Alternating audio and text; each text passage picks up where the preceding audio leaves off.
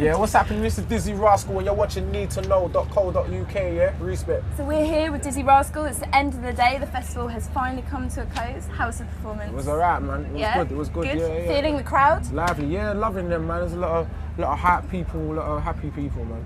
Do you find if you're performing to an older crowd, it's more kind of people are posing, they're kind of caring more about how they look, and these kids, like, they got a lot more energy. Yeah, they're just going mad, isn't it? Yeah. I know I don't get to perform to the kids a lot because they can't get in the clubs or whatever. Exactly. Well, that's what's good about this. You just had a #1 recently. Right. But like, tell me, when you were young, when you were a teenager and you were writing your lyrics, did you ever even dream you'd get to this big? You'd get a #1. You'd be not with the lyrics I was writing and the music I was making. Nah, not really.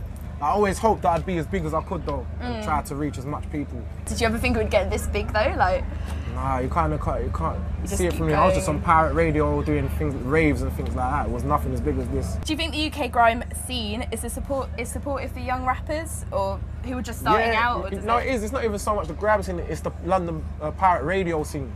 So before it was the grime scene, it was garage and drum and bass. That's when I first started getting into it and listening to it. It's just with what they were calling grime was just when we was self-producing. Exactly. Yeah. So is that how you'd recommend for like young people wanting to get their music heard? Just go to the pirate radio stations. London especially, because that's like the biggest outlet, I suppose, or the easiest outlet, especially if you live in a council estate. I mean, in London, maybe some of the surrounding counties as well. Some people might say you've sold out because you've gone way beyond being an underground artist. But do you think I sold. You sold. That's the idea, sold man. all the records. Sold. Remember, I used to pay to get into raves to MC. You know, I'm getting paid as I'm supposed to be. Next step up. So, but do you think it's important for like bands and musicians to put themselves into the mainstream, like? Yeah, I mean, that's the idea, to excel in anything you do, to be as big as you can in anything. It's like asking David Beckham to go and play for the Man U youth team again. Talk to us a bit about Dirty Skank. Who's going to be on it? What can we expect from it? Newham Generals, they're the next group to come out. Alright, tell us a bit about them. Newham Generals are a group, they come from the pirate radio scene. It's Footsie and DWE, they both MC, and Footsie's the main producer. He produces the music. We've been running around doing touring and that for like 2 years. The album's finally ready.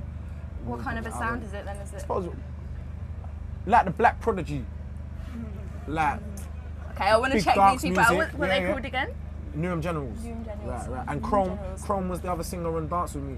Yeah. So he's putting out his stuff as well. With me, Chrome and Calvin Harris are working on something as well. Oh, nice. So how does it feel to be kind of like, you know, in the studio, more like not necessarily just it's working your music, on my own stuff, right? Yeah, no, it feels good because it's just it's another outlet to be creative.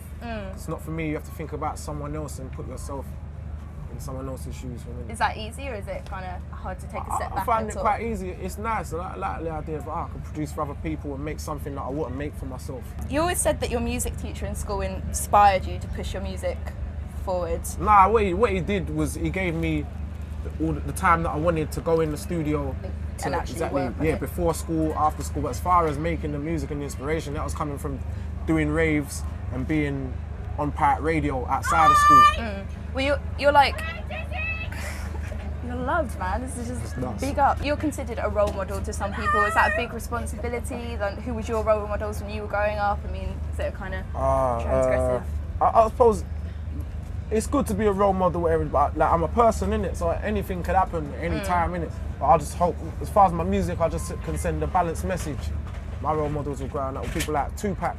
I like Nirvana as far on the rock side of things as well. Oh, okay, so you had a bit of a mixed influence type thing. Music was my way. I like Bruce Lee and Kung Fu and stuff like that. I mean, yeah, we're going to see any of that in your next videos. A bit of. I'm going to put a training in there first. I mean, do that, and then I'll be reminded of this interview. I'll be like, yeah, you set the trend for it. Yeah, man. Exactly. We'll have some Karate Kid things or something going on in the videos. Man. What advice would you give to all the young musicians out there who want to get their music heard? They'll, you know, just keep trying, keep. Yeah, man. Follow your heart, follow your dreams. Use your brain, and remember, it's a business at the end of the day. So there's responsibilities involved.